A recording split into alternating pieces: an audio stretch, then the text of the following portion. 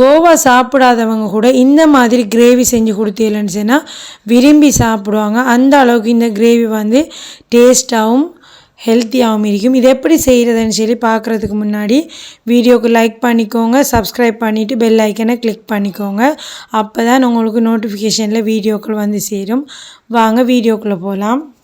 ஒரு medium size கோவாவை இதை மாதிரி நீளமாக கட் பண்ணி தண்ணியில் உப்பு சேர்த்து நல்லா அலசி எடுத்துக்கோங்க. எடுத்து ஒரு ஓரமாக வச்சுக்கோங்க. இப்போ நம்ம சமைக்க ஸ்டார்ட் பண்ணலாம். மண் சட்டி ஒன்று வச்சு மண் சட்டி சூடானதும் தேவையான அளவு எண்ணெய் சேர்த்துக்கோங்க. எண்ணெய் வந்து குறைவாக யூஸ் பண்ணுறவையே கொஞ்சம் குறைவாகவே சேர்த்துக்கோங்க. இப்போ இதில் 1 டீஸ்பூன் கடுகு சேர்த்து கடுகு நல்லா பொரியணும்.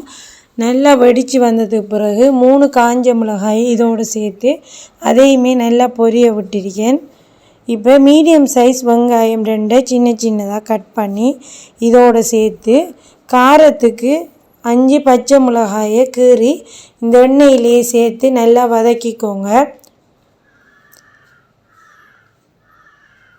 இது நல்லா வதங்கி வரக்குள்ள வந்து 1 டீஸ்பூன் நச்சீரகம் சேர்த்து கருவேப்பிலை வந்து ஒரு கைப்பிடி அளவுக்கு சேர்த்து இதையுமே நல்லா ஒரு தரம் கலந்து விட்டு எண்ணெயில் வதக்கி எடுத்துக்கோங்க.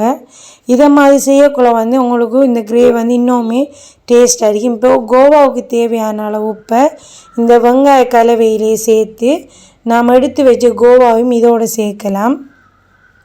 நீங்கள் கோவாவை சேர்க்கக்குள்ள வந்து கோவா நிறைய இருக்கிற மாதிரி இருக்கும். ஒரு 10 நிமிஷம் மூடி போட்டு வேக விட்டதுக்கு பிறகு நீங்கள் இதை கலந்து விடலாம். இப்போ உங்களுக்கு பார்த்தா வழங்கும் நம்ம வச்ச கோவாவில் இப்போ கொஞ்சம் குறைவாக இருக்கிற மாதிரி இருக்குது. இப்போ இதை நல்லா எல்லா இடமும் மசாலா படுற மாதிரி கலந்து விட்டுக்கோங்க. இப்போ இதே மாதிரி நல்லா கலந்து விட்டதுக்கு பிறகு 1 டேபிள் ஸ்பூன் வந்து மஞ்சத்தூள் சேர்த்துக்கோங்க. அதோட ஒரு மீடியம் சைஸ் தக்காளி அதை சின்ன கட் பண்ணி சேர்த்து இன்னொரு தரம் கலந்து விட்டதுக்கு பிறகு இதை நாம் மூடி போட்டு ஒரு 10-15 நிமிஷம் நல்லா வேக விடணும். இப்போ வெந்ததுக்கு பிறகு உங்கள்கிட்ட காட்டுன்னு பாருங்கள், நல்லா வெந்திருக்கி. இப்போ இந்த ஸ்டேஜில் தான் வந்து நான் 1 டேபிள் ஸ்பூன் கறி பவுடர் சேர்த்திருக்கேன்.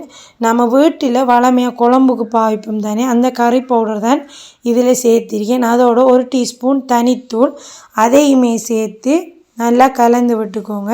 இதுக்கு நாம் வேறு எந்த மசாலாவுமே யூஸ் பண்ணுறதில்லை. உங்கள்கிட்ட சிக்கன் மசாலா இருந்தால் கூட நீங்கள் அதை சேர்க்கலாம். இப்போ இதை சேர்த்ததுக்கு பிறகு மூடி போட்டு ஒரு 20 நிமிஷம் மீடியம் ஃப்ளேமில் வேக வச்சுக்கோங்க.